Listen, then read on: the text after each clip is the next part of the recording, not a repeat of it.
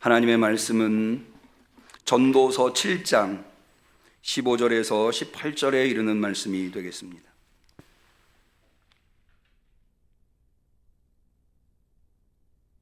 구약성경 953페이지 부활절 후 두 번째 주일에 대면으로 비대면으로 진리 앞에 나와 하나님을 바라보는 우리 성도님들에게 주신 소중한 하나님의 말씀, 전도서 7장 15절에서 18절의 말씀을 우리 같이 한 마음과 한 뜻이 되어서 정성껏 받들어 읽도록 하겠습니다. 내가 내 헛된 날에 이 모든 일을 본즉 자기의 의로운 중에서 망하는 의인이 있고 자기의 악행 중에서 장수하는 악인이 있으니 지나치게 의인이 되지 말며 지나치게 지혜자도 되지 말라. 어찌하여 스스로 패망케 하겠느냐. 지나치게 악인이 되지 말며 우매자도 되지 말라. 어찌하여 기한 전에 죽으려느냐.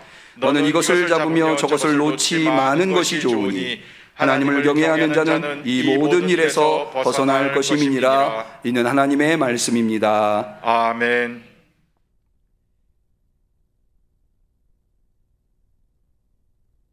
한 주간도 평안하셨는지요? 진리 앞에 나오신 우리 성도님들을 하나님께서 여러분들의 영혼을 진리가 터치할 수 있도록, 그래서 그 영혼이 만족할 수 있도록 해주시기를 주님의 이름으로 간절히 축원합니다. 진리가 우리의 영혼을 터치하는 것의 중요성을 요즘 저는 느낍니다. 제가 요즘 고민하는 것 중에 하나가 뭐냐면, 내가 영적 존재잖아요. 하나님께서 우리를 영적 존재로 창조하셨는데, 그러니까 나한테는 분명히 내 영혼이 있겠죠. 우리 성도님들 다 영혼이 있지 않겠습니까? 그러니까 우리가 영적 존재라고 하죠. 그런데 내가 내 안에 있는 어떤 영적 존재, 나의 영혼을 내가 느낄 수 있는지.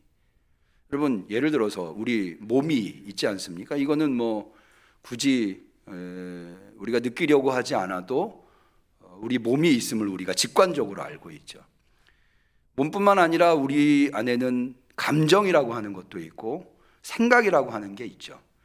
그 감정이나 생각이 있다고 하는 것을 굳이 누군가 설명하지 않아도 우리는 그것을 직관적으로 슬픔을 느끼고 기쁨을 느끼고 하기 때문에, 또 여러 가지 생각이 있기 때문에, 그런 것처럼 우리가 우리 안에 영혼이 있다고 하는 것을 우리가 느끼며 사는가. 이건 굉장히 중요한 문제인 것 같아요. 왜냐하면 내가 나의 영혼을 느끼지 못한다면 영적인 삶을 살아가기 어렵겠죠. 어떻게 하면 우리 성도들이 내 몸을 느끼듯, 내 감정과 생각을 느끼듯 내 안에 있는 내 영혼을 내가 느낄 수 있도록 할까? 그런데 한 가지 방법이 생각이 나더라고요. 그게 뭐냐 하면, 여러분, 우리가 평소에는 내가 손가락이 있다랄지 뭐 이런 것들을 생각하지 않잖아요. 잘 느끼지 못하잖아요. 그런데 누가 내 손을 잡으면, 누군가 내 손을 터치하면 내가 이제 손이 있음을 느끼게 되는 거죠. 감정이라고 하는 것도 비슷한 것 같아요. 어떤 감동적인 영화를 본다거나 어떤 감동적인 음악을 들으면 이렇게 감정이 터치가 되는 거죠. 그러면 이제 감정을 느끼게 되는 거죠. 생각이라고 하는 것도 누군가 어떤 이야기를 하면 그걸 생각하게 되죠. 그러니까 그 이야기가, 그 이론이 내 생각을 터치하면 비로소 내가 생각하는 존재이구나라고 하는 것을 깨닫게 되는 거죠. 그러니까는 내 영혼도 무언가가 내 영혼을 터치하면 내가 내 영혼이 있다고 하는 걸 느끼지 않을까. 내 영혼을 터치한다고 하는 것이, 내 영혼을 터치할 수 있는 것이 무엇이 있을까? 저는 무엇보다도 이 진리, 하나님의 말씀이 우리의 영혼을 터치할 수 있는 것이라고 생각이 되더라고요. 그래서 제가 설교를 시작하면서 여러분들한테 말씀드리는 거예요. 진리가 여러분들의 영혼을 터치해서 여러분들이 그 영혼의 만족함을 느낄 수 있었으면 좋겠다. 그런 은혜의 시간이 되시기를 축원합니다. 오늘 제가 여러분과 함께 전도서 7장 15절에서 18절의 말씀을 같이 봉독했는데요. 읽으시면서 이런 말씀이 성경에 있었나? 이런 생각이 들지 않으셨나요? 특별히 16절에 지나치게 의인이 되지 말며 지나치게 지혜자가 되지 말라. 어찌하여 스스로 패망케 하겠느냐? 이 말씀. 여러분, 어떻게 읽으실 때 이게 금방 납득이 되시나요? 저는 이 말씀이 마음에 탁 걸리더라고요. 여러분, 우리가 누굽니까? 성도잖아요. 성도의 의미가 뭡니까? 거룩한 물이라고 하는 뜻이지 않습니까? 다시 말해서 우리 성도는 마땅히 의인을 넘어서서 거룩한 존재까지 나아가야 되는 거거든요. 하나님께서 우리한테 말씀하셨잖아요. 내가 거룩하니 너희도 거룩해라. 그러니까 우리는 어떻게든지 최선을 다해서 의인이 될 수 있도록 해야 하는 것 아니겠습니까? 실제로 데살로니가전서 5장 21절 22절에 보면 범사에 하려 좋은 것을 취하고 악은 모든 모양이라도 버려라. 악은 모양이라도 버리는 그런 의인이 되어야 되는 거죠. 그런데 오늘 본문의 16절에 지나치게 의인이 되지 말아라 라고, 더군다나 다른 데도 아니고 예를 들어서 이런 말씀이 논어나 불경이나 이런 데 있다면 그럴 수 있겠다 이런 생각이 되는데, 이 말씀이 어디에 있어요? 성경에. 전도서도 성경이니까. 왜 이런 말씀이 여기 있는 걸까? 여기엔 분명히 의미가 있을 텐데 이 말씀의 의미는 무엇일까? 왜 성도가 읽는 하나님의 말씀이라고 믿고 읽고 배우는 성경에 지나치게 의인이 되지 말고 지나치게 지혜자가 되지 말아라 라고 하는 가르침이 있는 것인가? 특별히 전도서는 지혜서 중에 하나 아닙니까? 여러분, 지혜서에서 우리에게 가르쳐주고 있는 핵심이 무엇입니까? 지혜만한 게 없다는 거거든요. 지혜가 최고라고 하는 거거든요. 잠언 3장 13절에 보면 지혜를 얻은 자와 명철을 얻은 자는 복이 있나니 이는 지혜를 얻은 것이 은을 얻은 것보다 낫고 그 이익이 정금보다 낫도다. 지혜는 진주보다 귀하니 너의 사모하는 모든 것으로 이게 비교할 수 없다. 무슨 얘기예요? 지혜만한 게 없다는 거예요. 인생에서 최고가 지혜라는 거죠. 그 우편에는 장수가 있고 그 좌편에는 부귀가 있다. 지혜의 자는요, 오른손에는 부귀를 갖고, 오른손에는 장수를 갖고 왼손에는 부귀가 있다는 거예요. 이만한 게 어디 있습니까? 심지어 이렇게 이야기하고 있습니다. 18절에 지혜는 그 얻은 자에게 생명나무라. 지혜를 가진 자는 복되도다. 생명나무라는 거예요. 여러분, 인간은 사실은 생명나무를 상실했죠. 에덴 동산에 있었으나 범죄함으로 말미암아 상실했죠. 그런데 지혜를 얻게 되면 생명나무를 얻는다는 거예요. 얼마나 이게 소중하고 꼭 얻어야 되겠죠.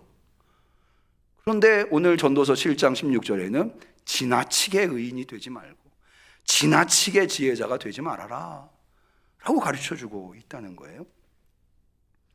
이게 무슨 의미일까 고민하던 차에 제가 그래서 전도서를 쭉 처음부터 다시 한 번 더 읽어봤어요. 그런데 전도서의 특징이 있습니다. 전도서가 추구하는 지혜가 있어요.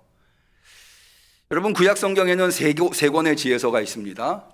잠언, 욥기, 전도서 이렇게 세 권이 있는데요. 이 세 권의 기본이 되는 지혜서는 잠언입니다. 잠언에는 구구절절 지혜가 최고고 의인이 되어야 복된 삶을 산다라고 가르쳐주고 있습니다. 그런데 그걸로 충분치 않은지 욥기가 있고 전도서가 또 지혜서로 나오는 거예요. 사실은 그 이유가 있습니다. 이 욥기와 전도서는 잠언이 가르쳐주고 있는 지혜에 대한 문제 제기를 하는 겁니다. 왜 문제 제기를 하느냐? 지혜가 최고고 그래서 의인이 형통하고 잘 된다고 하는데 현실을 보니까 그렇지 않더라는 거예요. 어느 때는 의인이 더 큰 고난에 빠지더라는 거죠. 그게 바로 욥인 거죠. 그래서 욥기는 처음부터 끝까지 그 세 친구들과 함께 씨름하고 있는 문제가 뭐냐면 왜 의인이 고난을 받는가? 이건 사실은 예수님의 십자가의 문제와도 깊은 관련이 있습니다. 예수님은 의인이셨지만 십자가의 고난을 받으셨죠. 지혜서가 가르쳐주고 있는 것과는 다른 현상이 나타나는 거죠. 그것에 대해서 씨름하고 있는 게 욥기입니다. 전도서는 뭐에 대해서 씨름하고 있느냐? 아까 말씀드린 대로 지혜만한 것이 없다. 지혜가 있으면 오른손에 장수가 있고 왼손에 부귀가 있다. 지혜가 생명나무다라고 말하는데 정말 지혜가 그렇게 탁월하고 좋은 것인가? 여기에 대한 문제 제기를 하고 있는 거예요. 현실을 보니까 지혜를 많이 가지고 있다는 자들이 인생에서 그렇게 탁월하지 않더라는 거예요.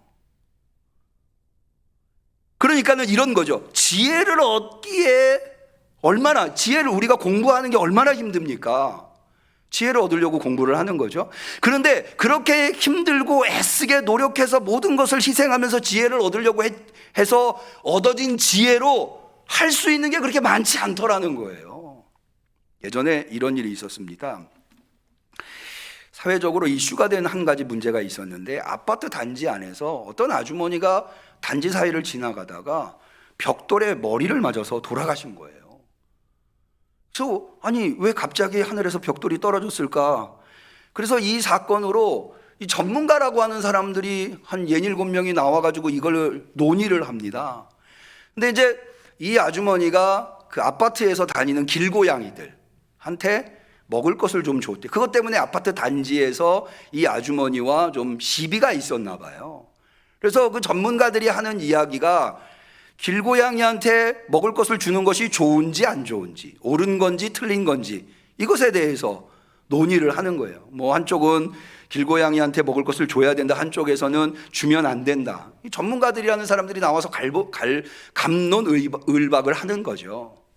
그런데요, 나중에 사실이 밝혀졌는데 이 아주머니가 왜 돌아가셨느냐? 초등학생들이 학교에서 과학 실험으로 자유낙하를 배운 거예요. 그러니까 아파트 옥상에 올라가가지고 이게 정말 자유낙하가 뭔가 하고 벽돌 하나를 떨어뜨려 본 거죠. 그래서 이 벽돌이 나뭇가지에 떨어져가지고 튀어서 이 지나가는 나무 우연히 맞은 거예요. 고양이와는 아무 상관없는. 제가 그걸 보면서 그 전문가라고 하는 사람들이 나와가지고 뭐 한 이야기들이 뭐 별로. 그러니까 그분들이 전문가가 되기 위해서 얼마나 애를 썼겠어요? 얼마나 열심히 공부했겠어요? 그런데 그렇게 얻은 지혜로 인생의 문제들을 그렇게 탁월하게 우리가 생각하는 것처럼 현실적으로 보면 그렇지 않더라는 거죠. 전도서는 바로 거기에 문제 제기를 하고 있는 것이다. 그리고 어떻게 보면 욥기나 전도서는 잠언보다 한 차원 더 성숙하고 깊이 있는 지혜라고 할 수 있는 거죠. 이걸 좀 이해할 필요가 있어요. 사실 오늘 우리가 읽은 본문 바로 다음에 흥미로운 이야기가 나와요. 한번 우리 21절을 한번 볼까요? 무릇 사람의 말을 들으려고 마음을 두지 말라. 사람의 말을 들으려고. 여러분, 이렇게 다른 사람들의 이야기에 귀를 기울이는 것, 그게 좋은 일인가요? 나쁜 일인가요? 좋은 일이죠. 누군가의 말을 세심하게 귀를 기울여서 귀 기울여 듣는 것이 필요하죠. 그런데 여기는 뭐라고 얘기하냐면 사람의 말을 들으려고 마음을 두지 말라는 거예요. 왜 그러냐? 그러다 보면 내 종이 너를 저주하는 것을 들으리라. 다른 사람이 뭐라고 얘기하나 너무 귀 기울여 듣다 보면 다른 사람이 내 욕하는 것도 듣게 된다는 거예요. 그럼 속상하잖아요. 네. 그런데 여기서 한 걸음 더 나갑니다. 22절 볼까요? 너도 가끔 사람을 저주하는 것을 내 마음이 아느니라. 너도 그렇지 않냐? 다른 사람들이 너 욕하는 거 그럴 수 있다. 그러니까 이것저것 속상하지 않으려면 너무 다른 사람들이 하는 말에 귀를 기울이지 마. 뭘 말씀드리려고 하는 거 아니? 지혜가 이야기하고 있는 것을 한 번 더 생각해 보라는 거예요. 그게 정말 지혜인지, 정말 지혜가 뭔지. 자, 그런 관점에서 의롭게 된다고 하는 것이 무슨 의미인가? 의롭게 되는 것 대단히 중요해요. 그런데 오늘 본문에 보면 지나치게 의롭게 되려고 하는 것. 이 사람, 여기서 이야기하는 지나치게 의롭게 되려고 하는 것은 뭘 의미하는가 하면, 여러분, 의롭게 되려고 하는 노력을 하는 사람들 소중하죠. 그런 노력들은 굉장히 소중해요. 그런데요, 그게 지나치다 보면 어떤 현상이 생기는가 하면 그것을 다른 사람에게 강요하기 마련이에요. 그런 성향이 생겨나요. 예를 들어서 한번 보시죠. 여러분, 내가 신앙인으로서 어떻게 하든지 주의를 지키려고 애를 써요. 요즘도 많이 결혼식도 많고 장례식도 많은데 주일이 끼는 경우 많으시죠? 요즘 코로나가 풀리니까는 밀렸던 결혼식들을 막 하시더라고요. 그런데 성도잖아요. 그러니까는 인간관계가 있어서 가야 함에도 불구하고 주의를 지키려고 애쓰는 거예요. 여러분, 우리가 주의를 지키다 보면은 오늘은 좀 교회 안 가고 싶다, 그런 날이 있잖아요, 솔직히. 그런데 그럼에도 불구하고 내가 성도니까 최선을 다해서 성수주의를 해야지, 여기까진 좋아요. 근데 그러는 사람들은 어떤 성향을 갖게 되는가? 다 그런 건 아닙니다만은 대체로 다른 사람들이 주일 성소를 하지 않는 것을 못마땅하게 여기는 거예요. 그리고 그런 사람들을 비난하는 거죠.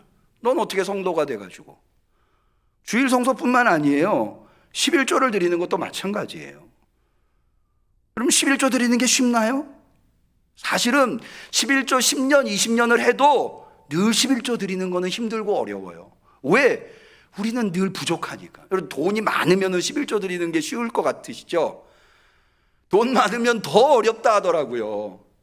우리는 11조 20만 원, 30만 원, 50만 원 이렇게 11조 드리지만 돈 많이 버는 사람들은 200만 원, 300만 원, 500만 원 이렇게 드려야 될 거 아니에요? 그게 쉽지가 않다 하더라고요. 돈 많으면은 그것이 쉬울 줄 알았는데. 그런데 그렇게 어려운 11조를 그래도 최선을 다해서 꼭 정확하게 11조를 드리는 사람, 거기까진 좋아요. 그런 사람들이 그것이 지나쳐서 11조를 안 하는 사람들을 비난하게 되더라는 거예요. 자기 의에 너무 심취해서 그 자기 의를 다른 사람한테 강요하는 거죠. 너가 어쩌면 그러시. 제가요, 예전에 이런 분도 봤어요. 여성 성도님들이 바지를 입고 다니시는 것에 대해서, 아니 어떻게 바지를 입고 다니냐고, 치마, 긴 치마, 발목까지 덮이는 긴 치마를 입고 다녀야지, 여성이. 그러면서 바지를 입은 여성을 맹비난하시더라고요. 무슬림들도, 여러분, 무슬림들이 왜 온몸을 부룩한가요? 그걸로 덮고 자기를 보이지 않으려고 하는데 무슬림들보다는 우리가 더 거룩해야지 하면서, 여러분 어떠세요? 그런 이야기를 만약 들으신다면 어떠시겠어요? 이렇게 자기 의에 사로잡혀서 그 의를 다른 사람들한테까지 강요하는, 이게 바로 여기서 본문에서 이야기하는 지나치게 의인이 되는 거예요. 근데 이게 치명적인 문제가 있어요.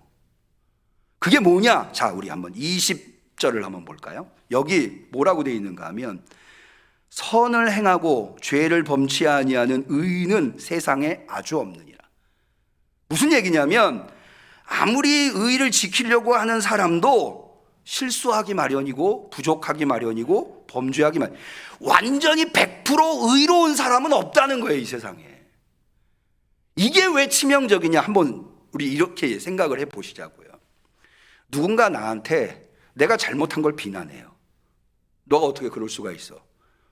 그렇게 비난을 했다고 쳐요. 그러면 그 사람이 하는 말이 100% 맞아요. 내가 잘못했으니까. 그런데 우리가 그분이 나를 비난할 때, 내가 잘못했으니 내가 참아야지, 이걸로 끝나나요? 어떤 생각이 드시죠?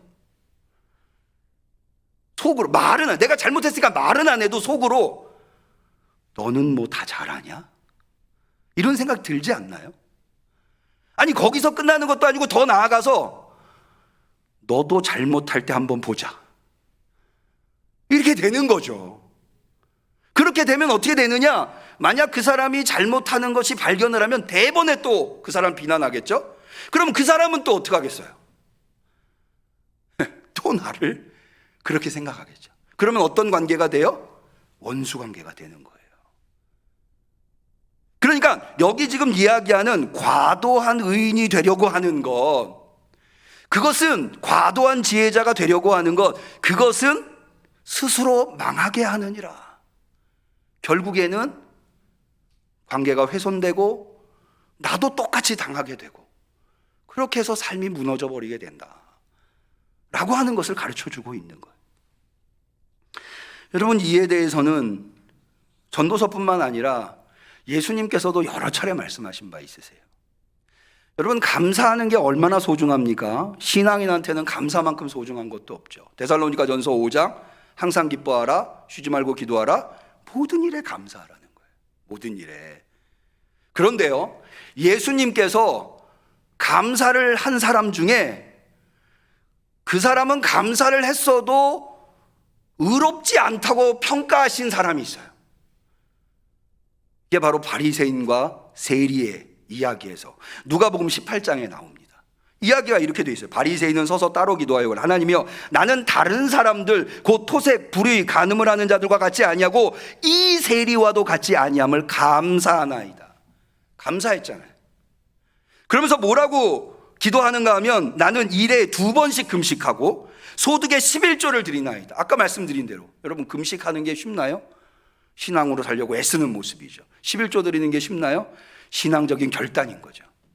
그런데 여기까지 하면 참 좋은데 이 바리새인이 하는 게 뭐예요? 저 세리와 같지 않고 불의하고 토색하는 그런 사람들과 같지 않아서 감사. 그러니까는 자기의 감사가 무엇을 기반으로 하고 있느냐? 다른 사람들을 비난하고 평가하는 것을 기반으로 하고 있는 거예요. 그런데요, 대조적인 한 사람이 또 나오는데 세리예요.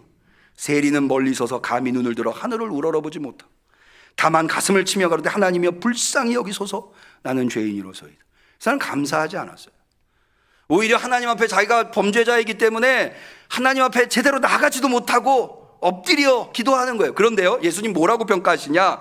내가 너에게 이르노니 이 사람은 세리를 얘기해요. 저 사람보다 바리새인을 얘기해요. 의롭다 하심을 받고 집에 내려갔느니라. 누가 의롭게 됐대요? 바리새인이 아니라 세리라는 거예요. 이게 치명적인 거죠.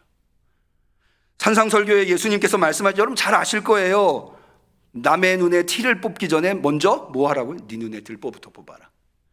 비판을 받지 아니하려거든 비판하지 말라. 너희의 비판하는 그 비판으로 너희가 비판을 받을 것이요 너희의 헤아리는 그 헤아림으로 너희가 헤아림을 받을 것이니라. 이게 이제 치명적이라는 거죠. 바울도 역시 마찬가지입니다. 바울은 로마서 14장에 유대 그리스도인들이 이방 그리스도인들을 비난하는 것을 두고 이렇게 이야기해요. 남의 하인을 비난하는 너는 누구냐? 이방 그리스도인들이 비록 율법을 지키지 않고 할례를 행하지 않는다 하더라도 하나님이 그들을 자녀로 예수 그리스도를 통해서 맞아주셨다는 거예요. 세워주셨다는 거죠. 그런데 왜 무슨 자격으로 너가 하나님의 사람을 비난하느냐?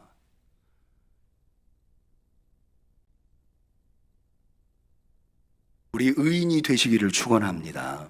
그런데 의인이 돼도 지나친 의인, 여기 전도서 7장에 말하는 지나친 의인이 되지 않도록 우리 늘 경계하시자고, 우리 스스로를. 그 다음에 17절도요, 사실 저는 이게 걸리더라고요. 지나치게 악인이 되지 말라.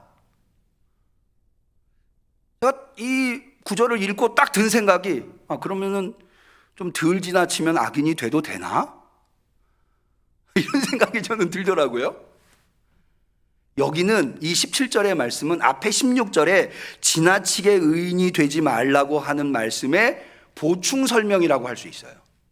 이건 뭐냐면, 여러분 앞서 의인이 되려 하더라도 다른 사람들은 비난하지 말아라. 그럴 수 있다. 관용하라는 거잖아요. 그런데요, 되게 다른 사람들한테 관용적인 사람은 자기한테도 관용적이에요. 실수 안 하는 사람이 어딨어, 죄 없는 사람이 어딨어, 이러면서요 자기가 죄 지은 것도 다 스스로 용서하는 거예요. 괜찮다 괜찮다 이러는 거죠.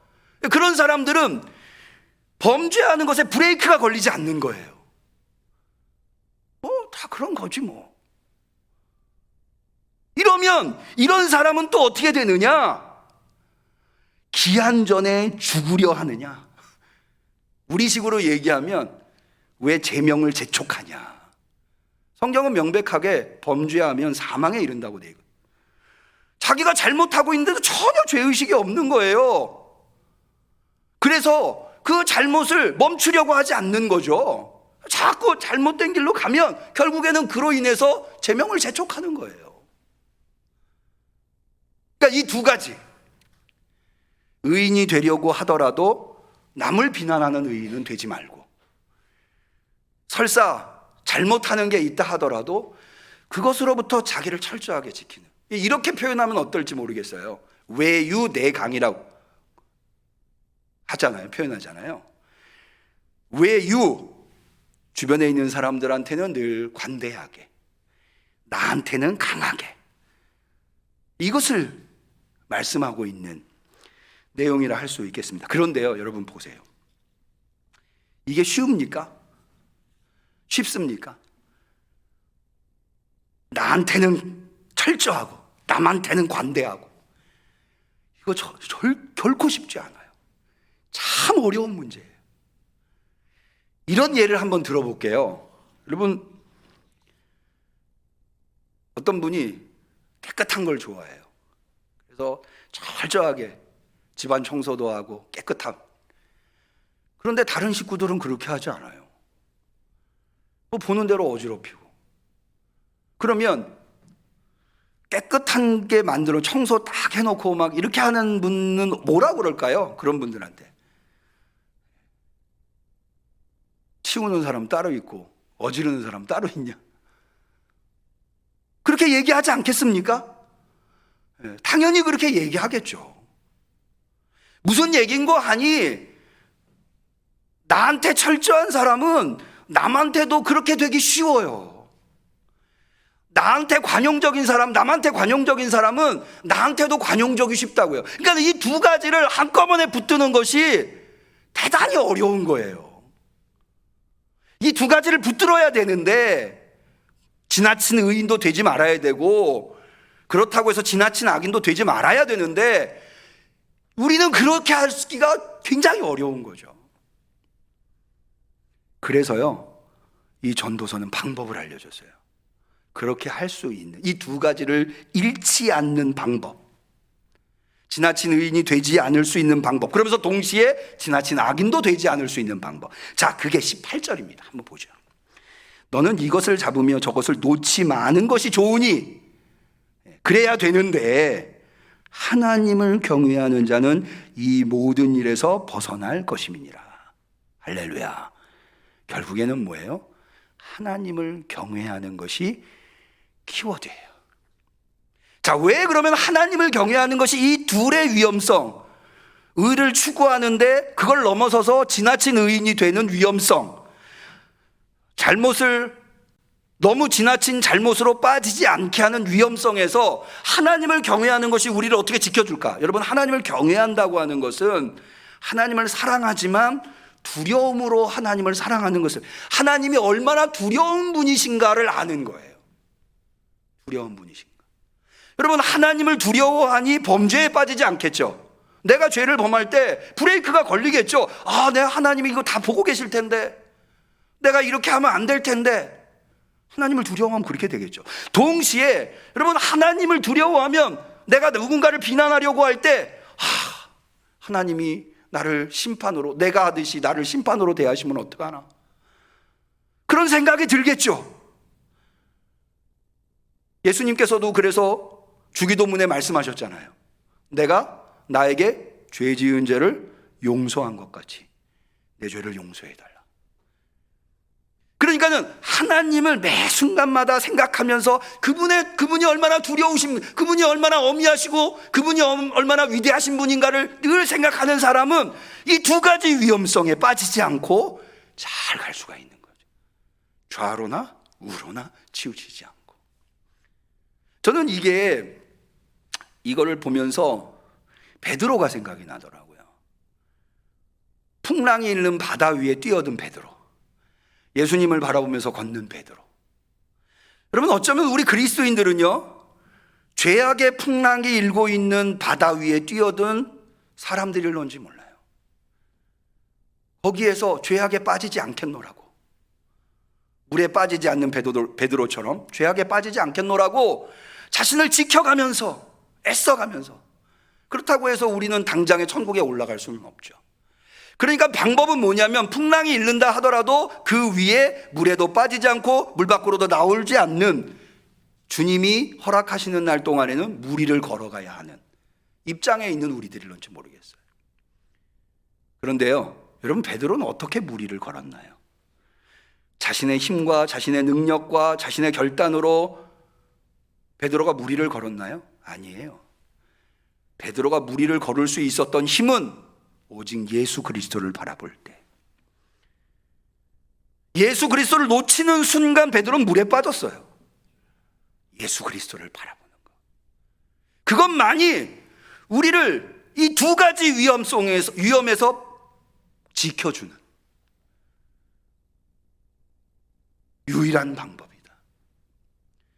여러분, 우리 성도님들, 주님을 바라보실 수 있기를 바랍니다. 여호와를 경외하시기를 바라요. 그래서 여러분, 이 정말 지혜, 겉똑똑이 말고 진짜 지혜로운, 진짜 의인, 하나님이 인정해 주시. 여러분, 우리가 하나님 앞에 가서 하나님의 심판으로 따지자면 구원받을 수 있는 사람은 아무도 없어요. 우리는 다 부족하니까. 하나님의 심판 앞에 섰을 때 우리는 다 하나님의 은혜와 긍휼을 입어야 돼요. 우리 응암교회 성도님들은 하나님의 긍휼과 은혜를 입을 수 있으시기를 축원합니다. 그러려면은 내가 지나치게 의인에 빠지거나 지나치게 악인에 빠지지 말아야 하는 거죠. 여러분, 이 본문의 말씀에 제목이 있어요. 이 전도서 7장 이 15절에서 18절 말씀에 이런 제목이 붙어 있어요. 중용의 신앙. 중용이라는 말 들어보셨죠? 중용이라고 하는 게 무엇입니까? 넘침도 없고 부족함이 없는, 적당한, 우리 성경적으로 표현하면 좌로나 우로나 치우치지 않는. 근데 왜 여기에 중용의 신앙이라는 제목이 붙었을까? 한번 생각해 봤어요. 그러다가 제가 이 중용이라고 하는 말이 무슨 의미인가, 우리는 그냥 가운데 중자에 쓸 용자 혹은 떳떳할 용자를 쓰거든요. 근데 사실은 이 가운데 중자라고 하는 것이 대단히 심오한 단어예요. 그래서 이 한문권에 있는 이 중국을 중국이라고 할 때 가운데 중자를 쓰잖아요. 이 가운데 중자가 굉장히 심오한 단어인데, 이 중용이라고 하는 말의 의미가 뭘까? 제가 찾아보다가 이 성균관대 유생대학원의 원장님이 이기동